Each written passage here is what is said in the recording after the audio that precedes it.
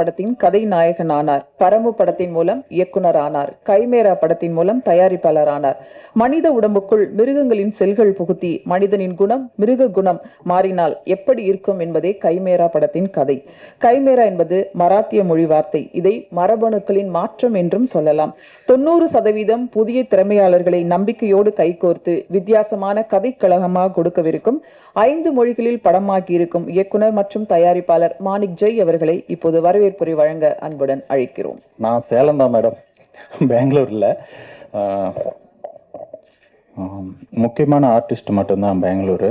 இது தமிழில் எடுத்த படம் தான் ஃபஸ்ட்டு. சார், சிறப்பு விருந்தினர்கள் அனைவருக்கும் நன்றிங்க சார். இந்த படத்தை பற்றி ஜாஸ்தி நான் சொல்ல விரும்பல, நீங்களே பார்த்துருப்பீங்க. ஏன்னா ஸ்டோரி ஆல்ரெடி சொல்லியாச்சு. 1-2 பேரை மட்டும் பற்றியும் சொல்லிக்கிறேன். யதீஷ், அவர் செல்ஃபிஷ் லைனும் கூட நடித்தார், நல்லா பண்ணியிருந்தார். சரி, இந்த படம் நான் உருவாகிறதுக்கு காரணம் ரோஹித். அவர் தான் செல்ஃபிஷ் எடிட்டிங் சார், ஒரு 1 மந்த் டைம் வேணும் அப்படின்னு கேட்டார். சரி, 1 மந்த் இருக்கிறோமே, ஏன் சும்மா உட்காந்துருக்கணும், ஒரு படம் பண்ணிடலான்னு சொல்லி யோசிச்சுட்டு இருக்கும்போது ஒரு கதை ஒன்று கிரியேட் பண்ணேன். அதை பற்றி பேசிகிட்டு இருக்கும்போது ரொம்ப டிஃப்ரெண்ட்டாக எழுதியிருக்கேன், என்ன பண்ணலாம் அப்படின்னு சொல்லி யோசிச்சுட்டு இருக்கும்போது, ஏன் சார் நான் பண்ண மாட்டேனான்னு சொல்லிவிட்டு நண்பர் கேட்டார், யதீஷ். 2 பேரும் க்ளோஸ் ஃப்ரெண்டு.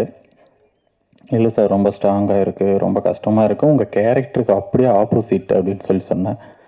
இல்லைங்க சார், கொடுங்க, நான் ட்ரை பண்ணுறேன், முடிஞ்சால் பாருங்கள், இல்லைன்னா மாற்றிக்கலாம் அப்படின்னு. சரி, ஓகே சார், பண்ணலாம் அப்படின்னு சொல்லி ஸ்டார்ட் பண்ணால் நான் நினச்சதோட ரொம்ப நல்லாவே பண்ணார். மீதி சௌமியா, கிருஷ்ணா 2 பேருமே போட்டி நடிச்சிருக்காங்க. ரஞ்சித், அவர் என்னுடைய பழைய நண்பர், ஃபஸ்ட்டு படத்துலேருந்தே என் கூட இருக்கார். அவர்கிட்ட சரி நீ ரிஹர்சல் போ ரஞ்சித்து, இது டோட்டலாக வேறு மாதிரி இருக்கு, ஃப்ரெண்ட்ஷிப் எல்லாம் அப்புறம்தான் அப்படின்னா. இல்லை சார், நான் பண்ணிடுவேன்னாரு. சரி, என்ன தான் பண்ணுவார்னு பார்க்கலான்னு கொடுத்தேன், நினச்சதோட நல்லாவே பண்ணியிருந்தார். அது கிருஷ்ணன்னா. இவரை பற்றி சொல்லணும்னா என்னுடைய சின்ன ஃபைனான்சியர்னே சொல்லலாம். எனக்கு பணம் இல்லாதப்ப கால் பண்ணுவேன், சிரிப்பேன், அதிலே தெரிஞ்சுக்குவார். எவ்வளோ வேணும்னு கேட்பார். கொஞ்சம் வேணுமா இருக்குண்ணே அப்படிமாரு. சரி, அனுப்பிவிட்டுறேன், சீக்கிரம் படத்தை முடிச்சோம்னா சரி அப்படின்னாரு. சரிண்ணே. இந்த மாதிரி தான் சொல்லப்போனால் படம் பார்க்குறப்போ உங்களுக்கு கண்டிப்பாக திருப்தியாக இருக்கும்னு நான் நம்புகிறேன். படம் பாருங்கள், உங்களுக்கு பிடிச்சிருக்குன்னு எழுதுங்க. இது ஒன்று மட்டும் நான் கேட்டுக்கிறேன். ரொம்ப நன்றி. ஆனால் நீங்கள் நிறைய கதையெல்லாம் வேற சொல்லியிருக்கீங்களே, தேங்க்யூ. அடுத்து நாம் பேச அழைக்கிறோம். சிஸ்டம் என்ற பேருலகில் கனவுகள் சுமந்த பெண்கள் கதாபாத்திரம், நிழலும் நிஜமுமாக வாழ்ந்து ரசிக்கும் பெண்கள் கூட்டம், ஐடியில் பணி செய்யும் பெண்களில் ஒருத்தியாக கொடுத்த கதாபாத்திரத்தில் நடித்த ரெட் ரோஸ் கிருஷ்ணேந்து அவர்களை பேச அழைக்கிறோம். என்னோட தமிழில் ஏதாவது தப்பு இருந்தால் மன்னிச்சுக்கோங்க, அது முதல்ல சொல்லிடுறேன். ட்ரெய்லர் பார்த்ததுக்கப்புறம் ரொம்ப ஹாப்பியாக இருக்குது. இந்த ரோல் பண்ணும்போது எனக்கு ரொம்ப சேலஞ்சிங்காக தான் இருந்தது. ஆனால் இது இவ்வளோ அழகாக வந்திருக்குன்னா அது டைரக்டர் மாணிக் ஜெய் சார்னால தான். And thank you sir. அப்புறம் எல்லோரும் தியேட்டரில் வரும்போது அது தியேட்டர் போய் பார்க்கணும், நல்லா இருந்தால் ரிவ்யூஸ் எல்லாம் கொடுக்கணும். Thank you so much. கதை நடக்கும் சூழலில் இவரின் நடிப்பு வேறு ஒரு தளத்திற்கு கதையை நகர்த்துகிறது என்று சொல்லலாம். நடிப்பே தெரியாமல் நடித்த நடிகை சௌமியா அவர்களை பேச அழைக்கிறோம். நான் இந்த கதைக்கு வர்றதுக்கு முன்னாடி டைரக்டர் மாணிக்கம் சார் கூட நடிச்சிருக்கேன். அவங்கள எனக்கு 13 வருஷமாக தெரியும், கிட்ட 13 வருஷமாக. அவங்க வெல் டேலண்டட், ஆனால் ரொம்ப ஹார்ட் ஒர்க்கு. அவங்க சும்மாவே உட்கார மாட்டாங்க, யோசிச்சுட்டே இருப்பாங்க. நாங்கள் ஏதோ ஒன்று பேசினா அவங்க எங்கேயோ எடுத்துகிட்டு போயிடுவாங்க கதையை. நான் என்ன கேட்டேன்னு மறந்துடுவேன். சரி சார், ஓகே சார் அப்படின்ட்டு போயிடுவேன். அதுக்கப்புறம் யோசிப்பேன் என்ன தான் பேசினேன் என்ன அப்படின்ட்டு. ஏன்னா அவங்கக்குள்ளே அவ்வளோ திறமை இருக்குது, அவ்வளோ விஷயத்த யோசிக்கிறாங்க. இப்போ உள்ள ஜென்ரேஷனுக்கு என்னென்ன தேவையோ, மக்களுக்கு என்னென்ன தேவையோ, என்ன இல்லை, என்ன வரப்போகுது, இதெல்லாமே கம்மிங் ஜென்ரேஷனில் என்ன தேவையோ அத்தனையும் இப்போ யோசிக்கிற மென்டாலிட்டி நம்ம டைரக்டர் சார். அவங்க எனக்கு என்னோட படம் வந்துட்டு பருமோ, அதில் எனக்கு சின்ன ஒரு ரோல் அவ்வளோதான். அதுக்கப்புறம் நம்பி எனக்கு திரும்பி கொடுத்தாங்க. எனக்கு ஆக்டிங்கே தெரியாத டைமில் எனக்கு ஆக்டிங்னு கற்றுக் கொடுத்தது, எனக்குள்ளே இருக்க டேலண்ட்டு பார்த்து எனக்கு வாய்ப்பு கொடுத்த டைரக்டர் சாருக்கு எனக்கு கோடியான கோடி நன்றி. அப்புறம் எனக்கு சுத்தமாக தமிழ் தெரியாது. இப்போ தான் இந்த 13 வருஷமாக அவங்க கூட இருந்து கற்றுக்கிட்டது தான் நான் எல்லாமே. ஸோ இப்படியே ஒரு ஸ்டெப்லேயும் அவங்க எனக்கு ஒரு விஷயம் கற்றுக் கொடுத்துட்டே இருக்காங்க. அவங்க எல்லா ப்ராஜெக்ட்லேயும் எனக்கு ஒரு சின்ன ரோல் கொடுக்கணும்னு அவங்க யோசிக்கிறாங்க. ஸோ அதுக்கு நான் எப்போவுமே நன்றிக்கடன் இருக்கேன். அப்புறம் இந்த படத்தை பற்றி நான் சொல்லணுன்னா, இந்த படத்தை பற்றி அவங்க வந்து அவங்க ரஞ்சித் சார் சொல்கிற மாதிரி இது ஒரு அனிமல் படம். மீன்ஸ் என்ன சொல்கிறது, மனுஷக்குள்ளே இருக்கிற ஒரு மிருகோட கதை, சரிங்களா? அது என்னன்னா, இப்போ எல்லாருக்குள்ளே ஒரு முன்னாடி பார்த்தா எல்லாரும் நல்லவங்களா தெரிவாங்க. அவங்க உள்ளுக்குள்ளே எவ்வளோ வந்து இது இருக்குன்னு அவங்களுக்கு தெரியும். கொடுமையான ஒரு கேரக்டர் உள்ளுக்குள்ளே இருக்கும். அது அவங்கக்கிட்ட வெளிப்படையாக சொல்ல மாட்டாங்க. நடிச்சுட்டே இருப்பாங்க. ஆனால் சில ஒரு சர்டன் டைமில் அது எப்போவுமே உள்ளுக்குள்ளே இருக்காது. அது வெளிப்படையாக வந்துடும். அந்த ஒரு அழகான ஒரு காட்சியை சார் வந்துட்டு தெளிவாக புரிய வச்சுருக்காங்க இந்த கதையில். ஸோ அப்படி தான் மனிதங்களை யார் எப்படின்ட்டு ஜட்ஜ் பண்ண முடியாது. எல்லாருக்குள்ளே ஒரு மிருகம் இருக்குது. அந்த மிருகத்தை எடுத்து காட்டியிருக்காங்க. இந்த படம் பார்த்து நீங்கள் வெளியில் வரும்போது உங்களுக்கே தெரியும் 100% நீங்கள் சாட்டிஸ்ஃபேக்ஷனாக இருக்கீங்க. அப்புறம் வந்துட்டு நம்ம ஹீரோ சார் பற்றி சொல்லி ஆகணும். அவங்க பார்க்கும்போது ஆக்சுவலி நிறைய டேலண்டடு. அவங்க கூட பேசும்போதே தெரியும் அவங்க இவ்வளோ டேலண்ட் இருந்து ஏன் இன்னுமே அவங்க க்ரோத் வரல, ஏன் இன்னும் அவங்களுக்கான ஒரு ஸ்பேஸ் அவங்க எடுத்துகிட்டு வரலன்ட்டு. பிகாஸ் அவங்க நல்லா நடிப்பு அவங்களுக்கு நல்ல வாய்ப்பு கிடையாது. ஒன்றுமே தெரியாத திறமை இருக்கவங்களுக்கெல்லாம் இதில் வாய்ப்பு இருக்குது. ஏன்னா அவங்களுக்கு காசு பணம் அதனால தான் எல்லாமே ரெஸ்பெக்ட் பண்ணுறாங்க. ஆனால் வாய்ப்பு இருக்கவங்க எப்போவுமே கீழே தான் இருக்காங்க. கிட்ட இந்த படம் இது எல்லாமே வந்து நம்ம ஸ்டார்ட் பண்ணது சார் மாணிக்கம் சார் வந்துட்டு என்றைக்கும் வந்து க்ரோ அப் ஆகிக்கணும். ஏன்னா அவங்க திறமை அவங்க கஷ்டம் மட்டும் தான் இங்கே வரைக்கும் கொண்டு வந்திருக்கு. காசு பணம் மற்ற எதுவுமே கிடையாது. ஸோ முடிஞ்சவளுக்கு இந்த படமே தியேட்டரில் மட்டும் பாருங்கள். முடிஞ்சவளுக்கும் எல்லாரையும் சப்போர்ட் பண்ணுங்கள். மீண்டும் நம்மளை மாதிரி ஆர்டிஸ்ட்டுங்க, நம்மளை மாதிரி கஷ்டப்படுற எல்லாருக்கும் நீங்கள் தெளிவாக புரிய வைங்க. ஸோ இதுதான் ஒரு thank you so much everybody. Thank you so much sir. பரபரப்பூட்டும் திகிலூட்டும் சஸ்பென்ஸ் நிறைந்த பார்வையாளர்களை இருக்கையின் நுனியில் அமரச் செய்யும் சயின்டிபிக் த்ரில்லர் படம் இது. அந்த கதாபாத்திரமாகவே தன் இயல்பான குணத்திலிருந்து மாறி நடித்ததால் 2 மாத மருத்துவ சிகிச்சைக்கு பிறகு மீண்டும் வந்திருக்கிறார் இவர். திடமான நம்பிக்கையும் திறமையான முயற்சியும் ஒரு நல்ல வெற்றி பாதையில் அழைத்து செல்லும். கைமேரா படத்தின் ஹீரோவாக அறிமுகமாகும் எல்.என்.டி. யதீஷ் ஒரு புன்னகை மட்டுமே பதிலாக தரும் எப்போதும். மேலும் தமிழ் சினிமாவை அழைத்து செல்கிறது ஒரு நல்ல படத்தின் மூலமாக. அழைக்கிறோம் படத்தின் கதாநாயகன் எல்.ಎನ್.ಟಿ. ಯತೀಶ್ ಅವರುಗಳೇ. ಕೈಮೇರ ಚೆನ್ನಾಗಿ ಮಾಡಿದ್ದೀವಿ ಮೂವಿ. ಎಲ್ಲರೂ ಬಂದು ಥಿಯೇಟ್ರಿಗೆ ನೋಡಬೇಕು. ತಮಿಳ್ನಾಡಿಗೆ ಬಂದು ಮಾಡಿದ್ದೀವಿ. ರೀಸೆಂಟಾಗಿ ನಮ್ಮ ಶಿವರಾಜ್ ಕುಮಾರ್ ಸರು ಇಲ್ಲಿಗೆ ಬಂದಿದ್ದರು. ಫಸ್ಟ್ ಕ್ಲಾಸಾಗಿ ತಮಿಳಲ್ಲಿ ಮಾತಾಡಿದ್ದಾರೆ. ಸೊ ನೆಕ್ಸ್ಟ್ ಸಿನಿಮಾದಲ್ಲಿ ನಾನು ತಮಿಳಲ್ಲಿ ಮಾತಾಡೋದಕ್ಕೆ ಟ್ರೈ ಮಾಡ್ತೀನಿ. ಇನ್ನೊಂದು ಸ್ವಲ್ಪ ದಿನದ ಮಟ್ಟಿಗೆ ಇನ್ನೊಂದು ಸಿನಿಮಾ ಈಗ ಆಲ್ರೆಡಿ ಪೂಜೆ ಆಗಿದೆ ಬೆಳಗ್ಗೆ, ಅದ್ರ ಬಗ್ಗೆನೂ ಮಾತಾಡಬೇಕು ಅಂತ ಅಂದ್ಕೊಂಡಿದ್ದೀವಿ. ಸೊ ಈ ಕೈಮೇರಾ ಅನ್ನೋದು ಒಂದು ಸರಿ ನೀವು ಥಿಯೇಟ್ರಲ್ಲಿ ನೋಡಿದ ತಕ್ಷಣ ಆಚೆ ಬಂದ ಮೇಲೆ ಆ ಒಂದು thank you sir, thank you.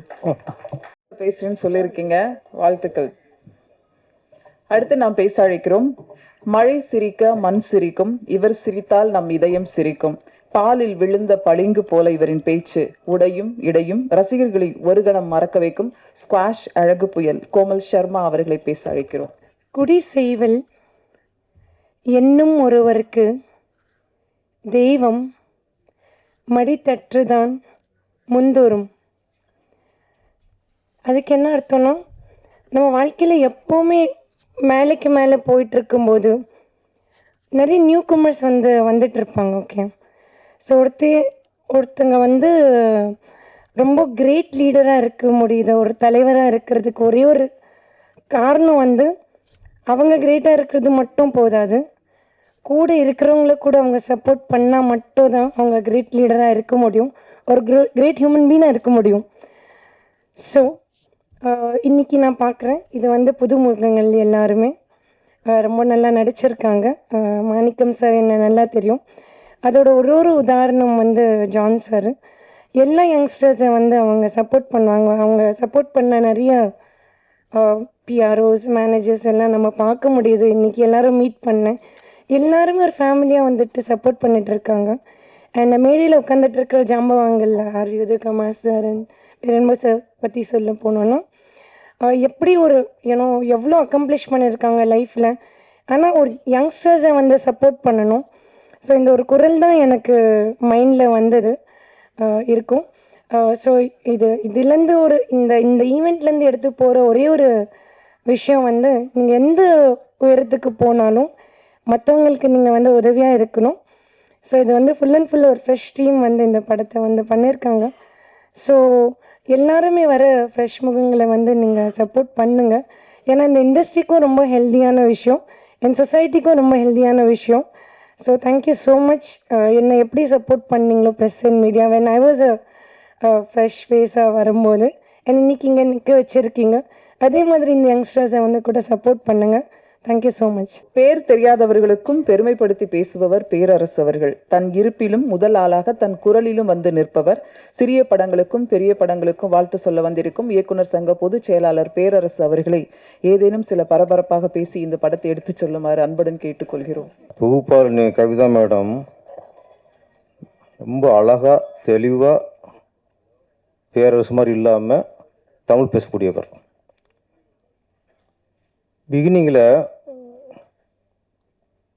கன்னடத்தில் பேசுனாங்க. கன்னடம் தானே?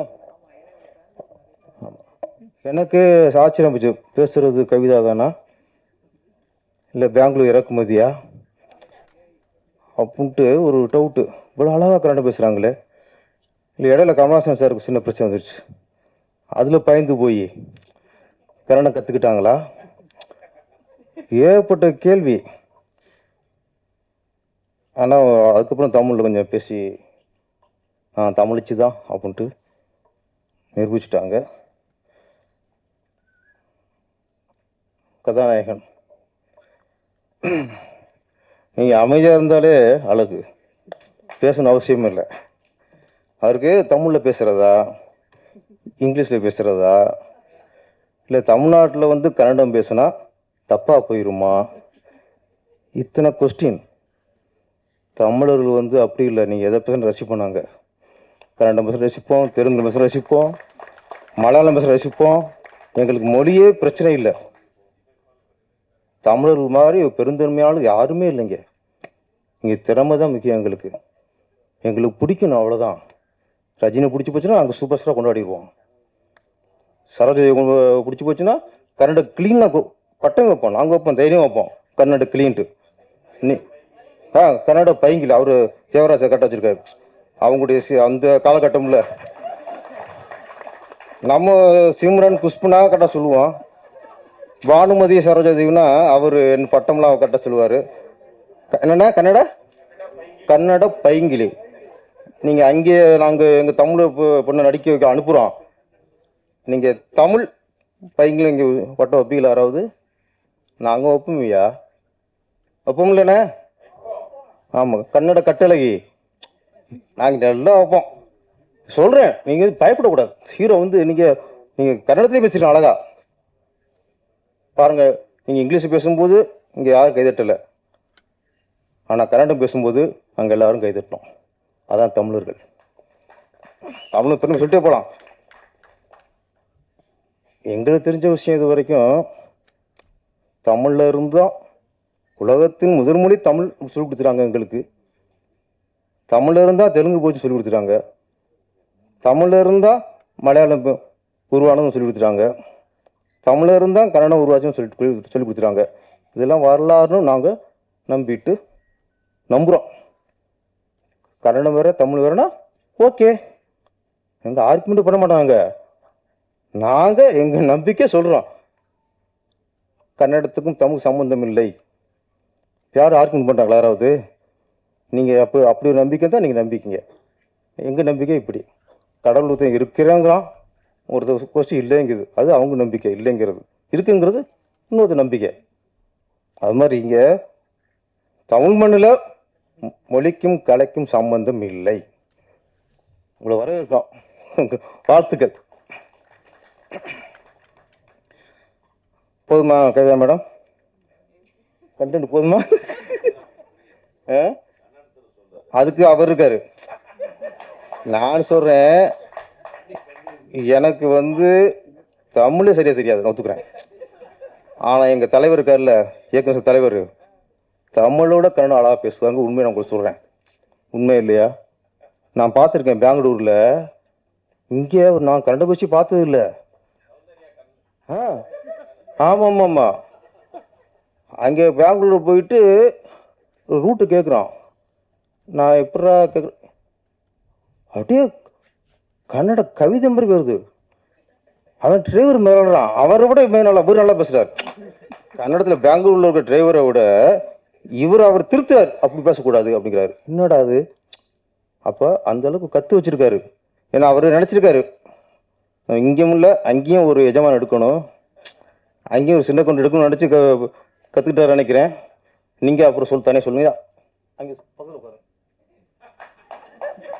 நிறைய பேசுவார். இப்போ நான் சொன்னதை அழகாக சுருக்கமாக திருக்குறமாக சொல்லிடுங்க. இப்போ சொல்லிடுங்க. எல்லா கேமராவும் அங்கே பேன் பண்ணுங்க. சொல்லுங்க. என்ன நான் பேசிக்கிருப்பாரு அவரு. பேசுங்க.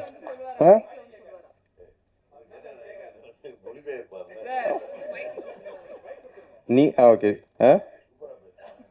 புரியுமா? சரி. இல்லை கன்னடக்காரர்கள் தமிழ் நம்ம பேசினா புரியும், நம்ம பேசினா அவங்களுக்கு புரியாது. அது வேறு விஷயம். நம்ம எல்லா மொழியும் புரியும் அவங்களுக்கு. தெலுங்கு புரியும், மலையாளம் புரியும், கன்னடா புரியும், எல்லாம் புரியும். நம்ம பேசினா அவங்களுக்கு புரியாது. அதான் மேட்ரு. சரி, இந்த படத்தை கதைக்கு வருவான். கைமேரா. அப்புறம் இல்லை 4 பொண்ணு 3 பொண்ணு வரிசையாக உட்கார வச்சுட்டிய. அந்த பக்கம் நான் உட்காந்துட்டேன். என் மூச்சை பார்த்தாரு. எப்படி பேச்சு வரும்? அவ்வளோ. கைமேரா இயக்குனர் ஏற்கனவே 2 படம் பண்ணவர்.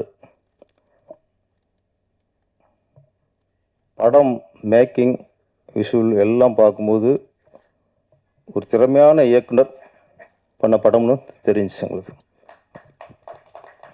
ஏன்னா ஒரு த்ரில்லரை கொண்டு வரங்கிறது பெரிய விஷயம். அது ஏதோ கதை ஒன்று இருக்கு அப்படின்னு யோசிக்க வைக்குது, குழப்பத்தையும் உண்டாக்குச்சு. ஆனால் ஒன்று சொல்லி பேசிட்டாங்க, மனிதர்களோட அணுக்களோடு மிருகத்தோட அணுக்களை சேர்த்துட்டா மனிதன் எப்படி மிருகமாகிறான். இங்கே மனுஷங்க இருக்காங்க, இங்கே மனுஷங்க இருக்காங்க. 100ல் 90 பேர் மிருகமாக தான் இருக்கும். அப்போ ஏற்கனவே மிருகமாக தான் இருக்கும். இதில் வர நீ மிருகத்தோட அணுக்களை சேர்த்திங்கன்னா என்னதான் ஆகும்? நாடு இப்படி உருப்படும். ஏற்கனவே சாத்தான்குளத்தில் பார்த்துட்டோம். அங்கேயோ லாக்அப் மட்டும் நடந்துச்சு. அங்கே ஏற்றிருப்பாங்க போல இருக்கு. அடிச்சு கொண்டாங்கல்ல, அவங்க உடம்புல மிருகத்தோட ஏற்றிருப்பாங்க போல இருக்கு. இப்போ திருப்போணம் கொண்டே விட்டாங்க, அடிச்சே கொண்டு விட்டாங்க. நகை திருநானா திருடலையா, அந்த பொண்ணு கொடுத்தது பொய் புகாரா இல்லை உண்மையா, அதெல்லாம் அடுத்த விஷயம். அதெல்லாம் விசாரணையில் வரும். என்னதான் இருக்கட்டுங்க, அடிச்சா கொண்டுருக்காங்கல்ல, அவர் மனுஷனாக இருக்க முடியும்? ஒரு மனுஷனாக இருக்க முடியாம? அது மிருகங்கள். அந்த மிருகத்தில் போய் எப்படி மிருக அணுக்களை சேர்க்க முடியுமா? முடியாது. அது மாதிரி நிறைய பாலியல் பலாத்காரம் பண்ணுறாங்க, கல்லூரிலேயே பண்ணுறாங்க. அவங்க மனுஷங்களா? அவங்க மிருகங்கள். ஏன்னா நாட்டில் பார்த்தா நிறைய மிருகத்தன்மை அதிகமாக மனுஷன்ட்டு இருக்குது, மனிதத்தன்மை ரொம்ப கம்மியாக இருக்குது. இந்த கதைப்படி இவங்க சொல்கிறாங்க மனுஷனுக்குள்ள போய் மிருகத்தை பண்ணுறாங்கட்டு.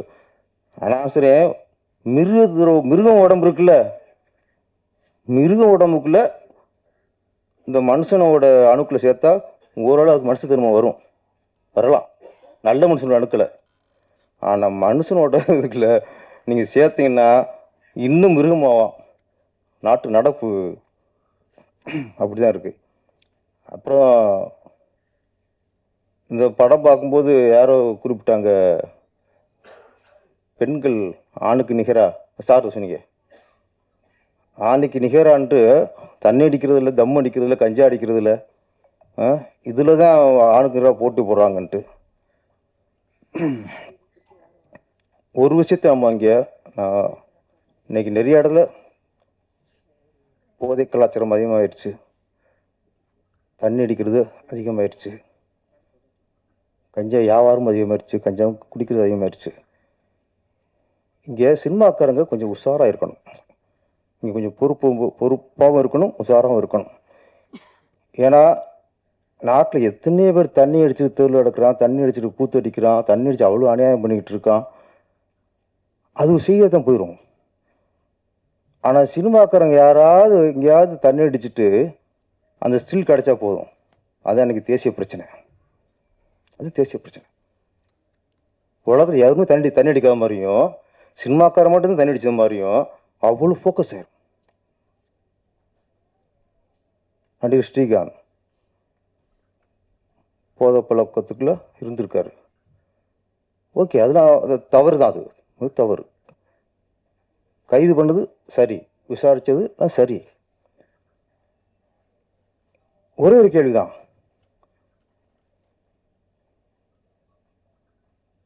பல்கலைக்கழகத்தில் ஒரு பொண்ணை ஒருத்தர் கற்பழிச்சார்ல, அவர் பேசுறதா ஞாபகம் இருக்குமா? இந்த அளவுக்கு படம் பிடிச்சி அவளை ஃபோக்கஸ் பண்ணாங்களா? இல்லை. இந்த திருப்போணத்தில் ஒரு அடிச்சே கொண்டாங்கல்ல, 5 போலீஸார் கைது பண்ணாங்கல்ல, அவங்க ஃபோட்டோ இருக்கா, மூஞ்சி அவங்க ஞாபகம் இருக்கா? அவங்க வீடியோ யாராவது காட்டினாங்களா? ஒரு அடிச்ச கொண்டுருக்கான் சார். ஏதோ ஒரு எங்கேயோ எடுத்த ஃபோட்டோ தான் நம்மளுக்கு ஃபேஸ்புக்கில் போடுறாங்களே தவிர, இது ஒரு பேப்பரில் எதிரியோ தனித்தனியாக ஃபோட்டோ போட்டு அவங்க அரெஸ்ட் பண்ண வீடியோ போட்டு அவங்க அரெஸ்ட் பண்ணி ஜெயிலில் தள்ளினாங்களா, அந்த வீடியோ போட்டு காட்டினாங்களா? காட்ட மாட்டாங்க. ஆனால் ஒரு நடிகர் ஒரு போதை பழக்கத்துக்கு போதையில் இருந்திருக்காருன்னு ஒரு காரணத்துக்காக ஒரு தீவிரவாதி மாதிரி, ஒரு பயங்கரவாதி மாதிரி அவங்களுக்குள்ள அரெஸ்ட் பண்ணதில்லை, ஜீப்பில் ஏற்றுனதுலேருந்து காரில் கொண்டு போகிறதுலேருந்து அவ்வளவு நாட்டில் குண்டு வச்சு ஒரு 200-3000 பேரை கொன்னது மாதிரி ஒரு அவ்வளோ பில்டப். போதை பழக்கம் வேற எங்கேயுமே இல்லை. போதை விற்றான் பாருங்க, 2000 கோடிக்கு, அவன் கூட சரியாக சில்லு வந்ததில்லை இது வரைக்கும். விற்றவன் கூட சில்லு கூட வந்ததில்லை. சினிமாக்காரெல்லாம் கொஞ்சம் நான் சொல்கிறேன், அதுக்கு நான் நியாயப்படுத்தலை. கொஞ்சம் உஷாராக இருக்கணும், நம்ம கொஞ்சம் உதாரணமாக இருக்கணும். நம்ம இந்த மாதிரி தப்புல மாட்டினா நம்மளை தேசத்துறைக்கு மாதிரி காட்டிடுவாங்க, இந்த உலகம் காட்டிடும் சினிமாக்காரனை மட்டும். ஆனால் தேசத்துறம் பண்ணாலும் அப்படி காட்டாது. இந்த சின்ன சின்ன தவறு பண்ணவங்களே தேசத்துறம் பண்ண அளவுக்கு நம்மளை காட்டிடும். அதனால் சினிமாக்காரெல்லாம் நம்ம கொஞ்சம் கவனமாகவும் இருக்கணும். இதில் காட்டுது படம் தான். இதில் பெண்கள் தண்ணி அடிக்கிறாங்க, தம் அடிக்கிறாங்க. இது கதாபாத்திரம் பார்த்துட்டு மறந்துடணும். இதே இது ஒரு நடிகை எங்கேயாவது பப்ளிக் தம் அடிச்சு ஒரு சில் கிடைக்கிட்ட முடிச்சு, அவ்வளோதான். ஒரு மாதத்துக்கு வச்சு செஞ்சுடுவோம். அது மாதிரி இந்த கைமாறாங்கிறது சயின்டிஸ்டாக சொல்கிறீங்க, நிறைய அந்த சமூக வலைதளங்களையும் இந்த மாதிரி மிருகங்கள் இருக்காங்க சொல்ல வரேன். மிருகங்கள் இருக்காங்க. வன்மம் கக்குறது, ஒரு படத்தை பார்க்காமலே எப்படி இருக்குன்னு தெரியாமலே அதை ஓச்சிறது. இது ஒரு நோய் இருக்கு, இப்போ வந்திருக்கு. இப்போ ரோல் பண்ணுறது, இவங்களுக்கு பிடிக்கலன்னா மக்களுக்கே பிடிக்கல நினச்சி வச்சுருது. இவங்களுக்கு பிடிக்கல வச்சுங்களே, மக்களுக்கே பிடிக்கூடாங்கிற அளவுக்கு ரோல் பண்ணுறது. இது ஒரு மிருகம் தான். இதுக்குள்ளே போய் இன்னொரு சேர்த்து வச்சுங்களே, யாரும் படமே எடுக்க முடியாது, ரிலீஸே பண்ண முடியாது, அந்தளவுக்கு ஆயிரும். நம்ம இயக்குனர்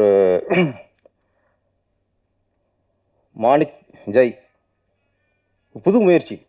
நான் இந்த மாதிரி ஒரு கண்டென்ட் யாரும் பண்ணதில்லை, புது முயற்சி. இந்த முயற்சி வெற்றி அடையணும். வெற்றி அடையணும்னா அதுக்காக நீங்கள் மனுஷனுக்கு போய் மிருகத்தோடு சேர்த்து வெற்றி அடிக்காது.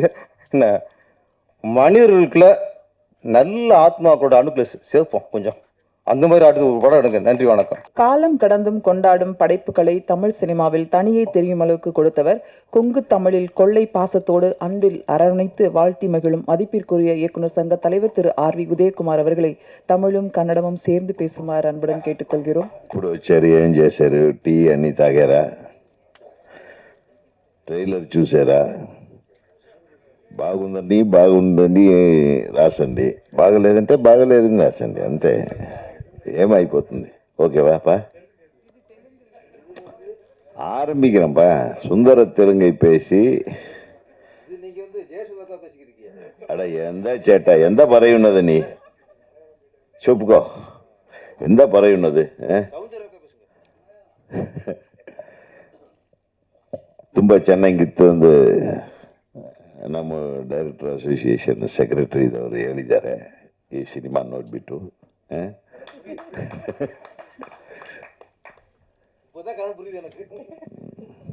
அதாவது மொழி ஒரு பிரச்சனையே இல்லை. எனக்கு தெரிய நான் வந்து ஜெமினி ஸ்டுடியோவில் வேலை செஞ்சிட்டு இருந்தேன் கொஞ்ச நாள். அந்த ஜெமினி ஸ்டுடியோவில் வேலை செஞ்சிட்டு இருக்கும்போது ஒரு நிகழ்வு, கன்னட இண்டஸ்ட்ரி 50வது ஆண்டு விழா, கன்னட சினிமாவோட 50th இயர் செலிப்ரேஷன். அதுக்கு ஜெமினியிலிருந்து யாராச்சும் ரெப்ரசன்டேட்டிவ்ஸ் போகணும்னு என்னையும் என்னுடைய நண்பர் இயக்குனர் ராஜா ரவி அவர்களையும் அனுப்பி வச்சாங்க ஜெமினியிலிருந்து. நம்ம வந்து ஒரு நல்ல ஒரு இம்பார்ட்டன்ட் சீட்டு கொடுத்தாங்க. அப்போல்லாம் நான் டைரக்டர் ஆகலை. அப்போ போய் உட்கார்ந்துட்டு இருக்கும்போது யாருப்பா அந்த ஃபங்க்ஷனுக்கு வர்றாங்கன்னு பார்த்தா ராஜ்குமார் சார் வர்றாரு. அப்போ வந்து சிஎம், அவர் பேர் நல்ல பேர் மறந்துட்டான், கன்னட சிஎம், கர்நாடகா சிஎம் பங்காரப்பாவுக்கு முன்னாடி இருந்தார் அவர், ஹெக்டே, ராமகிருஷ்ண ஹெக்டே. ஆமாம், ஹெக்டே சிஎம். அப்புறம் சௌகர் ஜானகி அம்மா, அதுக்கப்புறம் வாணிஸ்ரீ, அப்புறம் ஆர்த்தி, விஷ்ணுவர்தன், அப்புறம் அந்த பட்டாளம் ஃபுல்லாக, அதோடு சேர்த்து நம்ம சூப்பர் ஸ்டார் ரஜினிகாந்த் எல்லாரும் மேடையில் இருக்காங்க. அங்கே வந்து பார்த்தேன் நான் இந்த மொழி பிரச்சனை வரும்போது எப்படி அதை ஹேண்டில் பண்ணாங்க அப்படின்றது நான் கண்ணாட பார்த்தேங்க. ஒவ்வொருத்தரும் பேசும்போது எல்லாம் கன்னடத்தில் பேசினாங்க. ஹெகடே பேசினார், மற்ற கன்னட நடிகர்கள்லாம் பேசினாங்க. அதுக்கப்புறம் ஃபைனலாக ராஜ்குமார் சார் பேசுறதுக்காக வெயிட்டிங்க. ரஜினி சார் பேசலை, அதுக்கு முன்னாடி இந்த அம்மா பேசுகிறாங்க. யார்? சவுகார் ஜானகி அம்மா வந்து அவங்க அழகாக கன்னடத்தில் ஆரம்பித்து தமிழில் பேச ஆரம்பித்தாங்க. ஒரே சவுண்டு விட்டாங்க. ಏಯ್ ನಿಲ್ಸು, ಏನು ನೀನು ತಮಿಳಲ್ಲಿ ಮಾತಾಡ್ತಿ, ಕನ್ನಡದಲ್ಲಿ ಮಾತಾಡು. பயங்கர ரகலை விட்டு அந்த அம்மாவை பேச உள்ள நிறுத்திட்டாங்க. அதுக்கு முன்னாடி சரோஜா தேவி பேசினாங்க. சரோஜா தேவி பேசி முடிக்கும் போது எனக்கு ஜாஸ்தி வாய்ப்பு கொடுத்தது எனக்கு தமிழ் இண்டஸ்ட்ரி தான் அப்படின்னு சொன்னாங்க. அப்புறம் தான் இந்த சத்தம் ஆரம்பிச்சிட்டாங்க. இது வந்து மொழியை வந்து எதற்கு பயன்படுத்துகிறோன்றது தான். எந்த உணர்வை தூண்டுவதற்கு மொழியை பயன்படுத்துகிறோம். அந்த இடத்துல பெரிய ரகலை ஆயிடுச்சு. அந்த உணர்வை தூண்டி விட்டுட்டாங்க ஜனங்க. அப்படி இப்படி ராஜ்குமார் சார் வந்து நில்லுங்கன்றார். அவர் கையாட்டின உடனே கத்தி நில்லு. அவரும் நம்ம கன்னடದಲ್ಲಿ பாட்டு பாடி அப்படின்றாங்க. அதெல்லாம் பாட்டு பாட முடியாது, நம்ம கூப்பிட்டுருக்கோம். தமிழ் ஆளுகளையும் சரி, எல்லா லாங்குவேஜ்லேருந்தையும் எல்லாத்தையும் நம்ம கூப்பிட்டுருக்கோம். நம்ம அவங்கள மதிக்கணும். அதே மாதிரி தான் நம்மளை அவங்க மதிக்கிறாங்க. அடுத்து ரஜினிகாந்த் அவர் மாத்தாಡ್ತಾ ಇದ್ದಾರೆ அப்படின்றார்.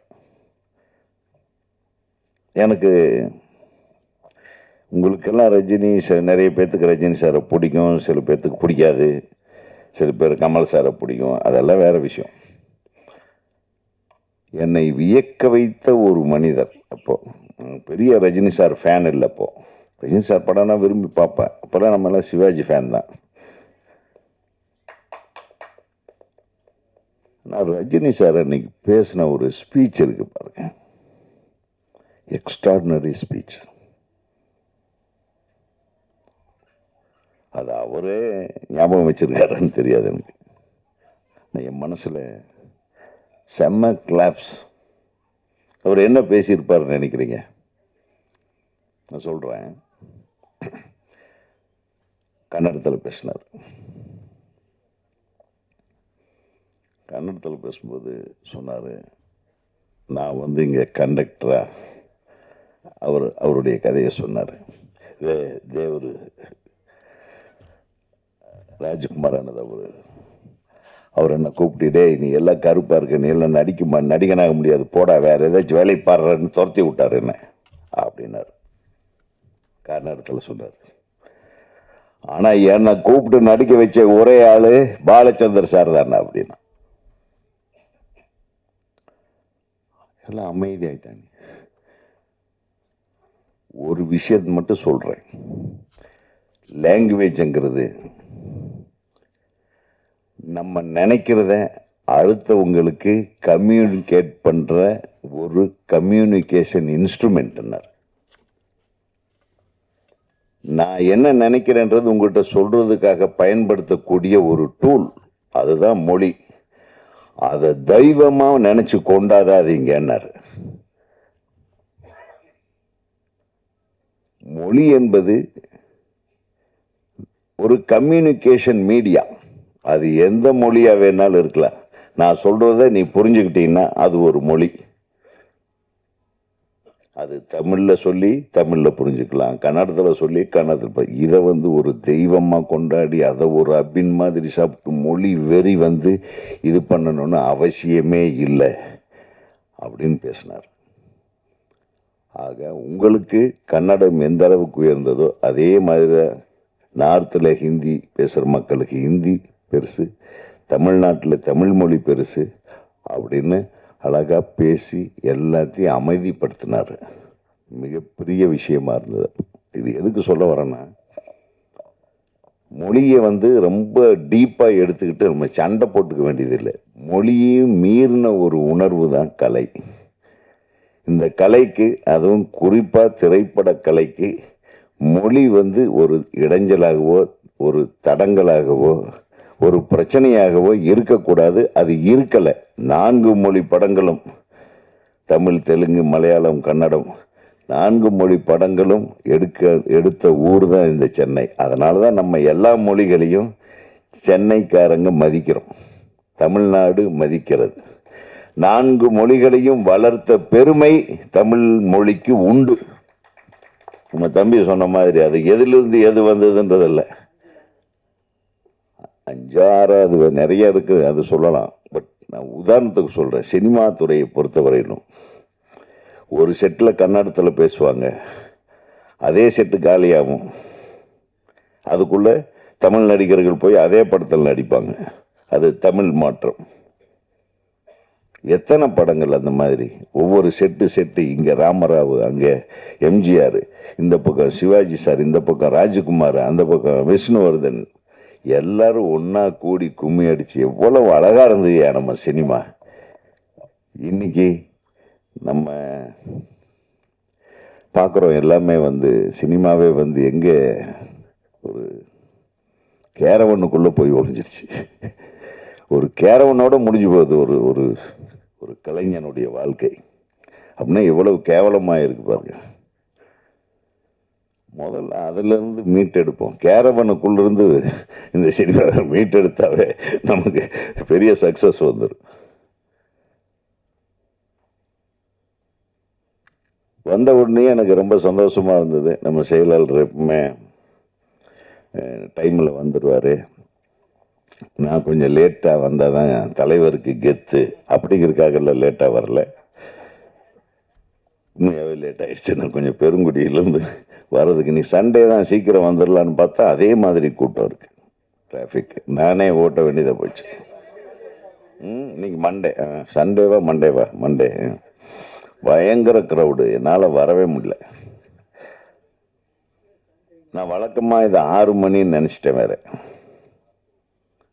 அதுக்கப்புறம் 3:30 என்னாங்க. அப்புறம் சரி வந்த உடனேயே மன்னிப்பு கேட்கணும் அப்படின்னு தோணுச்சு. ஏன்னா ஒரு மிகச்சிறந்த கைமேரா அப்படின்ற ஒரு ட்ரெய்லர் ஆடியோ லான்ச்சு தம்பி மாணிக் ஜெயின் அல்ல, மாணிக் ஜெய்,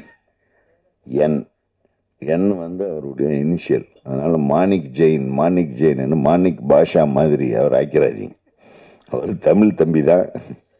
எப்ப ஹீரோ ஏண்டாப்பா இப்படி பேசுகிறாருன்னெல்லாம் ரொம்ப ஃபீல் பண்ண வேண்டிய அவசியம் இல்லை. மெதுவாக கொஞ்ச நேரம் யோசனை பண்ணாரா, அவர் இந்த டிஎன்ஏ எடுத்து அவருக்கு இன்ஜெக்ஷன் பண்ணி விட்டாங்க. அந்த டிஎன்ஏ வேலை செய்யுதுன்னு அவருக்கு டக்குன்னு இந்த மிருகத்தோட டிஎன்ஏ உள்ளே போன ஒரு கேரக்டரைசேஷனு கன்னடத்தில் பேசுகிறதா, கன்னட மிருகமா, தமிழ் மிருகமா, ஆங்கில மிருகமா அப்படின்னு டிசைட் பண்ணுறதுக்குள்ளாரி நீங்கள் ஐயோ சரி பரவாயில்லன்றீங்க. அவர் பேசுகிறதா வேண்டாமான்னு தவிக்கிறாரு. ಏನು ಹೇಳಿ ಏನಾಯ್ತು ನಿಮಗೆ? ಏನಿಲ್ಲ, ಚೆನ್ನಾಗಿ ಮಾಡಿದ್ದೀರಾ ಅಂತ ಎಲ್ಲರೂ ಹೇಳ್ತಾ ಇದ್ದಾರೆ. They are all appreciating you, wish you all the best. So இந்த மாதிரி மனித மிருகம் தான் நம்ம பாட்டே இருக்கே, மனிதன் பாதி மிருகம் பாதி. நானேன்னு கமல் சாரே பாட்டாரு, அவரே மிருகம்னு சொல்லிட்டாரு. அப்புறம் எல்லா மனிதனுக்குள்ளேயும் மிருகம் இருக்கு. அந்த ஒரிஜினல் மிருகத்தை கொண்டாந்து அந்த மனுஷன் நல்லவன் ஆயிடணும். எப்படி நெகட்டிவ் ப்ளஸ் ஆகிடும்ல. நீ அப்படி எடுத்துருந்துருக்கலாம், நீ எப்படி எடுத்திருக்கே தெரியல. ஒரு மனுஷன் ஒரு மிருகத்தோட இது ஒன்று அவன் ரொம்ப நல்ல மனுஷன் ஆயிடுவான். இது நல்லா இருக்குமே கதை. Negative positive. ஒரு நல்ல மனுஷனோட இதில் மிருகத்தோட டிஎன்ஏவை மிக்ஸ் பண்ணால் அவன் கெட்டவன் ஆகலாம். இப்போ பேரர் சொன்ன மாதிரி அவரையும் சேர்த்து 95% எல்லாம் மிருகங்களாக தானே இருக்கோன்ட்டாரு.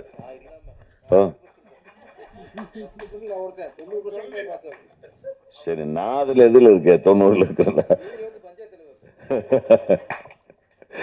ஸோ ஆக அந்த டிஎன்ஏ எப்படி வேணாலும் வேலை செய்யும், நல்லாவும் வேலை செய்யும், தப்பாகவும் வேலை செய்யும். ஏன்னா டிஎன்ஏக்குள்ளே போய் டிஎன்ஏவை சேஞ்ச் பண்ணுறது, டிஎன்ஏவை வச்சு சேஞ்ச் பண்ணலாம். டிஎன்ஏவோட கேரக்டரை சேஞ்ச் பண்ணுறது தான் வந்து அந்த டெக்னாலஜிக்கு பேர் வந்து என்ன சொல்லுவாங்க,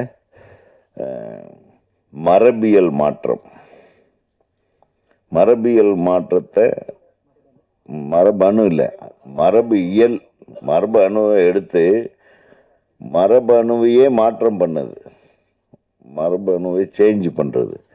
அப்படி வந்தது தான் இந்த ஹைபிரிட் விதைகள் எல்லாம். அதெல்லாம் நல்ல விஷயத்துக்கு பயன்படுத்துகிறாங்க. இது வந்து இந்த மிருகத்துக்கிட்ட இருந்த இந்த மரபணுவை எடுத்து இதுக்குள்ளே விட்டு ஏதோ பண்ணியிருக்கீங்க. அதில் மாட்டிட்டு இந்த பிள்ளைங்கள்லாம் அவஸ்தைப்படுறாங்க போல இருக்கு படத்தில். நல்ல அழகான பிள்ளையை கூப்பிட்டு வந்து இந்த மிருகத்துக்கிட்ட விட்டு அவன் நல்லவனை மிருகமாக்கி கசாப்பு கடை மாதிரி ஆக மொத்தம் இந்த படம் ரொம்ப சுறுசுறுப்பாக ட்ரெய்லர் பார்க்கும்போது பெரிய இம்பேக்ட் கிரியேட் பண்ணியிருக்குன்னு எல்லோரும் ஃபீல் பண்ணாங்க. நான் உட்காந்து பேசும்போது செயலாளர் சொன்னார், மீரா கதிரவன் அவர்களும் சொன்னார். நான் அதெல்லாம் உண்மையிலுமே பாராட்டுறேன் தம்பி. ஆக மொத்தம் எது எப்படியோ சின்ன படங்கள் எல்லாம் ஓடணும். இந்த மாதிரி முயற்சி எடுக்கிற படங்கள், ஒரு படத்தை எடுத்துட்டு ஒரு மனுஷன், ஒரு டைரக்டர் எவ்வளவு கஷ்டப்பட்டான்னு, கிட்டத்தட்ட 2.5 வருஷ காலம் கஷ்டப்பட்டிருக்கான் மீரா கதிரவன் அவர் எடுத்த படத்தை வச்சு. அவ்வளவு போராட்டம் சாதாரண விஷயம் இல்லை ஒரு படம் பண்ணுறதுன்றது. இன்னைக்கு படம் பண்ணி முடிச்சிருது ஈஸி, அதை கொண்டாந்து வியாபாரமாக்கி இந்த போட்ட காசை எடுத்து ப்ரொடியூசருக்கு கொடுக்கணும்னு நினைக்கிறத, செலவு பண்ண காசை பிடிக்கணுங்கிறது நினைக்கிறத ரொம்ப கஷ்டம். கடந்த வாரம் எத்தனை படம் ரிலீஸ் ஆச்சு நீங்கள் எல்லாம் பார்த்து அப்படியே உங்களுடைய இதுங்களெல்லாம் நான் பார்த்தேன். ஒவ்வொருத்தரும் விதவிதமாக விமர்சனங்கள் பண்ணியிருந்தீங்க. மிரட்டலாம், என்ன ட்ரோலிங்கு, பயமாக இருக்குது. இப்போ சினிமாவில் நம்ம இப்போ இனிமேல்லாம் நம்ம இந்த மாதிரி ஃபங்க்ஷனுக்கு வர்றதுக்கே பயமாக இருக்குது. வச்சு செஞ்சிருவீங்க போல இருக்கு. நல்லது சொன்னாலும் தப்பாக எழுதுறீங்க, தப்பாக சொன்னாலும் தப்பாக எழுதுறீங்க. என்னதான் சொல்கிறதுன்னு தெரியல. நான் உண்மையிலும் பெரும்பாலும் நான் ரொம்ப குறைச்சிக்கிட்டேன். பொய் சொல்லிடுது நான் ஊரில் இல்லைங்கன்னு. அது பெட்ரு. நம்மளை மாத்துறீங்க பார்த்தீங்களா, நம்ம நண்பர்கள் நீங்கள் தான். இந்த ட்ரோல் பண்ணி கடந்த வாரம் வந்த படங்கள் எல்லாம் விமர்சனங்கள் எல்லாம் பார்த்தேன். நல்லா இருந்தது. அருண் பாண்டியன் அவர் பொண்ணு நடித்த படம் மிக சிறப்பாக இருந்தது, நான் பார்த்தேன். அதே மாதிரி 3 BHK ஒரு நல்ல படம். அப்புறம் நம்ம அனல் அரசு, நம்ம இவரோட தம்பி சூர்யா விஜய் சேதுபதியோட படம் அவரும் நல்லா பண்ணியிருந்தார், சூப்பராக பண்ணியிருந்தார். அதை பற்றி மட்டும் அதை ஒரு குழந்தை பையன் மாதிரி அவனை போய் ட்ரோல் பண்ணி ஒரு தந்தையோட மனசு எவ்வளோ வேதனைப்படும். ஒரு சின்ன பிள்ளை அவன் நடிக்கணும்னு ஆசைப்படுறான், நடிக்க வச்சு யார் நம்ம விட மாட்டோம். நம்ம போய் நான் உங்கள் பையனை ஹீரோ ஆக்குறேங்கன்ட்டு நம்ம தானே போய் எல்லாத்தையும் வளர்க்குறது நம்ம தான், கெடுக்கிறது நம்ம தான். அது இழுத்துட்டு வந்தால் அந்த பிள்ளை சரி அவனுடைய கேரக்டர் தப்பாக ட்ரோல் பண்ணிப்பான். அந்த பிள்ளை என்னங்க நல்லா தான் பண்ணியிருக்கு, பிரமாதமாக பண்ணியிருக்காப்புல. அந்த ஏஜில் என்னங்க பண்ண முடியும்? மிக அருமையாக பண்ணியிருக்காங்க. நம்ம ஆட்கள் யாரும் அதை ட்ரோல் பண்ணல, வெளியே ஆளுக வேணுன்னே பண்ணுறது. நான் என்ன சொல்ல வரேன்னா, இந்த மாதிரி ஆளுகள் எல்லாம் ஐடென்டிஃபை பண்ணுங்க. அதுக்கெல்லாம் யாருன்னு ஒரு லிஸ்ட் எடுங்க. யூடியூப் சேனலுக்குன்னு நீங்கள் ஒரு அமைப்பு கொண்டு வாங்க. அந்த அமைப்புக்குள்ளே அவங்கள சேர விடாமல் பண்ணுங்க. அவ்வளோதான். புரியுதா உங்களுக்கு? நம்ம சினிமாவே கொஞ்சம் கொஞ்சமாக நலிஞ்சு போய் ரொம்ப தர்ம சங்கடமான சூழ்நிலையில் இருந்துட்டுருக்கு.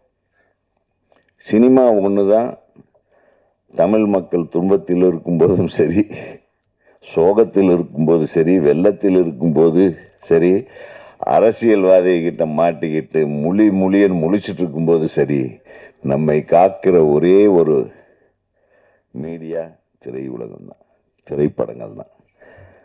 அந்த படத்தையும் டார்ச்சர் பண்ணி கொண்டுபிட்டீங்கன்னா அப்புறம் நீங்கள் எங்கே போவீங்க? உங்களுக்கே நிம்மதி இல்லாமல் அலைய போறீங்க நண்பர்களே. ஆக சிறப்பான படங்களை எடுப்பதற்கு நம்ம தரமான விமர்சனங்களை முன்வைக்க வேண்டும் என்று உங்களை அன்போடு கேட்டுக்கொள். திறமையான படம் ஏன் வரணும்? நம்ம தரமான விமர்சனங்களை சொல்லும்போது அந்த படத்தில் என்ன மைனஸ் என்ன ப்ளஸ் நேர்மையாக இந்த மாதிரி எடுக்கலாமே, இந்த மாதிரி எடுக்கணும், நீங்கள் முன்மொழியுங்க. அந்த எல்லா உரிமையும் நமக்கு இருக்கு. நான் எல்லாம் ஒரு ஸ்கிரிப்ட் பண்ணும்போது நான் பயப்படுறதே நம்ம ப்ரெஸ் நண்பர்களுக்கு தான். 10 பேர்த்த கூப்பிட்டு கதை சொல்லிடுவேன் ஃபுல்லாக.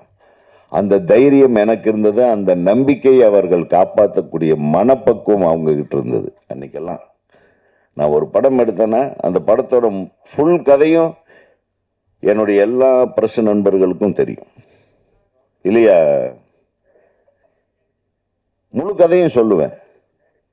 ஏன்னா எனக்கு அப்போ ஒரு திமிரு, என் கதையை எவனும் என்னை விட நல்லா எடுக்க முடியாதுன்னு. அது வேணும். அதே மாதிரி இந்த ஷூட்டிங்கில் நம்ம கதையெல்லாம் கேட்டு அடுத்த நாள் போய் வேறொரு ஷூட்டிங்கில் வேற கதையை கேட்டுட்டு இருப்பாங்க. இந்த கதை என்னன்னு ஒரு இன்ச் ஒரு சின்ன பிட்டளவு கூட அடுத்தவங்ககிட்ட டிஸ்கஸ் பண்ணாத நேர்மையான பத்திரிகையாளர்கள் இருந்தார்கள், இன்றும் இருக்கிறார்கள். இந்த நேர்மையை நீங்கள் வளர்த்து கொண்டிருங்கள். சிறந்த திரைப்படங்கள் வருவதற்கு நீங்களே காரணகர்த்தாக்களாகி விடுவீர்கள் என்று உங்களை அன்போடு கேட்டுக்கொள்கிறேன். இதுக்காவது உங்களை பற்றி புகழ்ந்தாலும் கைத்தட்ட மாட்டேன்றீங்க. இல்லை, மோசமான ஆளுக ஆயிட்டீங்க. என்னதான் ஆச்சு உங்களுக்கு? எல்லா மீட்டிங்லையும் போய் உட்கார்ந்து தூங்கி பழக்கமாகி போச்சு. இப்போ நான் பேசுறது கேட்குதுங்களா? என்னடா தலையேட்டு ஆட்டிட்டு இருக்கிறேன்? அடப்பாவி. இல்லை, நான் சொல்கிறேன், நம்ம ஏதோ நம்ம கண்ணு முன்னாடி நமக்கு தெரிஞ்ச ஒரு 10-15 பேர் இருக்கிறதுனால சந்தோஷத்தில் நான் சொல்கிறேன். நம்ம என்ன நீங்கள் இன்னைக்கு இருக்கிறீங்க, இப்போ யாரோ சொன்ன மாதிரி நம்ம தான் அவுட் ஆஃப் இந்த மாதிரியான விமர்சனத்துக்கு ஆளாகிற படங்களை எடுக்கிறத விட சும்மா இருக்கிறது பெட்டர்ன்னு நினைக்கிறதுனால தான் ஒதுங்கி இருக்கிறோம். வந்தோம்னு வெய்யி அவனை வச்சு செஞ்சிருவோம். அந்த சினிமாவை விடமாட்டோம். திருப்பியும் உதயகுமார் வருகிறான். ஒரு மிகச்சிறந்த படத்தை, கமர்ஷியலான படம் தான். நான் மிகச்சிறந்த படம்னு நான் என்ன சொல்றேன்னா, எனக்கு மக்களை பாதிக்காத அளவுக்கு, மக்களை திசை திருப்பாத மக்களை முழுக்க என்டர்டெயின் பண்ணக்கூடிய அளவுக்கு ஒரு சிறப்பான கதையோடு உதயகுமார் கண்டிப்பா வருவான். நீங்க எல்லாம் என் கூட இருக்கணும், தோளோடு தோல் நிக்கணும். அவ்வளவுதான். நம்ம ஒருத்தன் வந்துட்டேன்னு வைங்க, அதே நம்ம நண்பர்கள், நம்ம சகோதரர்கள் ஒரு 10 பேர் என்னை மாதிரியே இன்று ஓய்வு எடுத்து கொண்டிருக்கும் இளைஞர்கள் எல்லாம் வந்துருவாங்க. என்ன ஒரு சின்ன ஸ்டார்ட் அப் தான் வேணும். எழுதுங்க. எத்தனை படங்கள் இருக்கு. அவ்வளவு சீக்கிரம் எங்க படங்களை மறந்துட முடியுமா? நான் எடுத்த ஷார்ட்டை மறந்துட முடியுமா? ஒரு விக்ரமன் படத்தை மறந்துட முடியுமா? ஒரு செல்வமணி படத்தை மறந்துட முடியுமா? ஆபாவானன் படத்தை மறந்துட முடியாம? சொல்லுங்க, எழுதுங்க. நம்ம எல்லாம் எப்படி படம் எடுத்தோம், எப்படி எடுக்கிறேன். இப்போ வர்ற இளைஞர்கள்ட்ட எனக்கு மிகப்பெரிய கோபம். இந்த டைரக்டருக்கு, எந்த டைரக்டருக்கும் ஃபோனில் சிக்க மாட்டேன்றானே, பாராட்டு சொல்லலான்னாலும் சிக்க மாட்டேன்றான்.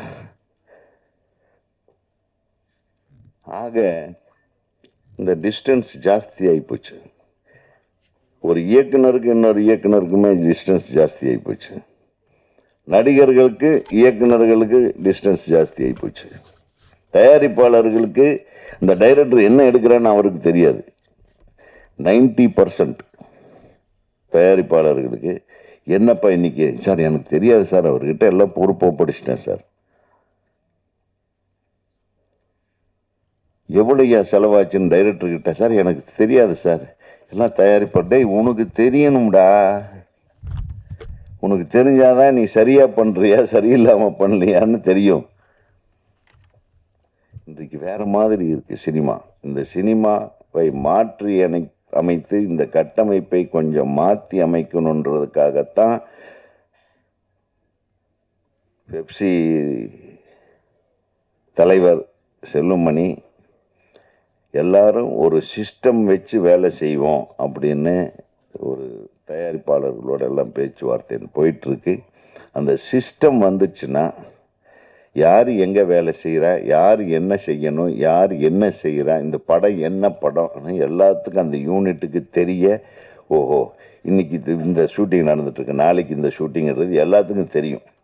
இல்லைன்னா கண்மூடித்தனமாகவே ஒரு படம் வருவோம், எனக்கு தெரியாமே இந்த சீன் எப்போ எடுத்தாங்கம்பா ஹீரோ. ஏன்னா யாருக்குமே இன்வால்மெண்ட் இல்லாமல் பண்ணுறாங்க பெரும்பாலும். இன்னைக்கு பெரிய பெரிய ஹீரோக்களுக்கே, ஏன்னா அவங்க கதையை கேட்டதாக தெரியல. இப்போ வந்த பெரிய படங்கள் எல்லாம் பார்த்தீங்கன்னா கண்டிப்பாக அந்த ஹீரோக்களுக்கு அந்த கதை தெரியாது, சொல்லியிருக்க மாட்டாங்க. ஏன்னா அவங்கெல்லாம் பெரிய ஹீரோக்களாக வர்ற வரையிலும் தான் எங்களையெல்லாம் டார்ச்சர் பண்ணி என்ன கதை கரெக்டாக சொல்லுங்க அப்படின்னு கேட்டுருந்தாங்க. ஒரு 100 கோடிக்கு மேலே சம்பளம் வாங்க ஆரம்பித்த உடனே கதையை கேட்கறது விட்டாங்க. எவ்வளோ வருது? 100. சரி, அடுத்து ஒரு 120 வருதா? அதில் தான் கணக்கு பார்க்குறாங்களே தவிர கதையை பார்க்கறது இல்லை தோழா. உண்மைதானே? ஒன்றா அவங்க கதையை பார்க்கணும், இல்லைன்னா அவங்க கதையை பார்க்குற மாதிரி நீங்கள் எழுதணும். நீங்கள் பெரிய ஆளுக்குன்னா நீங்கள் அப்படியே நைஸாக ஒதுங்கிடுறீங்க. அவர் இப்படி திரும்பும்போது நல்லா இருந்தார், அப்படி இருந்தார் நல்லா இருந்தார், இந்த ஷாட்டில் நல்லா இருந்தார்னு எழுதிட்டு அப்படியே நைஸாக தப்பிச்சிடுறீங்க. இதே ஒரு சின்ன படம் எடுத்து அவனை போட்டு நார் அடித்து அவன் அடுத்து இந்த சினிமாவுக்கு ஏண்டா வந்தோன்ற மாதிரி கொண்டு போய் விட்டுறீங்க. உங்களுக்கு கூட இந்த டிஃப்ரென்ஸ் பண்ணி பார்க்குறீங்க பார்த்தீங்களா? அதை மாற்றுங்க. பெரிய படத்துக்கு ஒரு மாதிரி, சின்ன படத்துக்கு ஒரு மாதிரியும் விமர்சனங்கள் எழுதுவதை தவிர்த்து சிறந்த படங்களுக்கு என்னென்ன ப்ளஸ் பாயிண்ட் எழுது, கொஞ்சம் நல்லா எடுத்திருக்கலாமேன்ற படத்துக்கு அந்த இயக்குனரை வளர்த்து விடும் அளவுக்கு அந்த குறைகளை சுட்டி காட்டி எழுதுங்கள் என்று உங்களை அன்போடு கேட்டுக்கொண்டு இந்த கைமேரா திரைப்படத்தின் பணிபுரிந்த இயக்குனரோடு கைகோர்த்து பணிபுரிந்த அனைத்து தொழில்நுட்ப கலைஞர்களுக்கும், ஹீரோயின்கள் மற்றும் அவர் ஒரே ஒரு சீனில் நல்ல வேலை ஜட்டியும் கழட்டிட்டு நில்றான்னு சொல்லி இல்லை அவரு. ஏன் தம்பி, என்ன கலர் ஜட்டி, என்ன கம்பெனி ஜட்டி, அதாவது சொல்லு. பூமர். ஸோ அவருக்கு தெரிஞ்சிருக்கு, ஒரு பூமர் தான் போட்டிருப்பாங்க. திருப்பூர்காரர் அவரு. ஸோ உங்களை ஜட்டியோடு நடித்து வைத்த ஒரு காரணத்துக்காக நான் மிகுந்த நன்றியை தெரிவித்துக் கொள்கிறேன். அதோட உங்களை நடிக்க வச்சாரு, அது ஒரு சீன் தானே, படம் ஃபுல்லாக ஜட்டியோட கலர் கலரா. அதுக்கப்புறமா ட்ரெஸ் போட விட்டாரான்னு, அப்புறம் அது சொல்லாம ஜட்டியோட விட்டாரு அப்படின்ட்டு போய் உட்காந்துட்டீங்கன்னா எவ்வளவு. இல்லை இல்லை, அவர் சொன்னதை சொல்றேன், அப்படி சொல்லக்கூடாது இல்லையா. வாழ்த்துக்கள். இந்த திரைப்படம் மிகப்பெரிய அளவில் வெற்றி படமாக அமைய எனது மனமார்ந்த வாழ்த்துக்களை தெரிவித்துக் கொள்கிறேன். நன்றி. கவிதா அவர்களை பார்க்கும் போதெல்லாம் எனக்கு ஒரு வழியே இல்லாமல் எங்களை எல்லாம் புகழ்ந்து புகழ்ந்து பேசி கூப்பிடுற உன்னை நான் எப்படி புகழ்றதுன்னே தெரியல. கடைசி வரையில உங்களை டப்புன்னு விட்டு போயிடுறோம். நன்றி கவிதா. சொன்னார் அந்த விஷயத்தை பத்தி நீங்க எத்தனை தடவை சொன்னீங்க பாத்தீங்களா? தப்பு சார். புதிய முயற்சியோடு புதிய கதைக்களத்தோடு வந்திருக்கும் கைமேரா படத்துடைய இசை மற்றும் ட்ரெய்லர் வெளியீடு திரு இயக்குனர் சங்க தலைவர் ஆர் உதயகுமார் அவர்கள் வெளியிட பொதுச் செயலாளர் பேரரசு மற்றும் சிறப்பு விருந்தினராக வந்திருக்கக்கூடிய மீரா கதிர் மற்றும் படக்குழுவினரை பொது பெற்றுக் கொள்வார்கள். ஒரு குரூப் போட்டோவுடன் விடைபெறுகிறோம். நன்றி, வணக்கம்.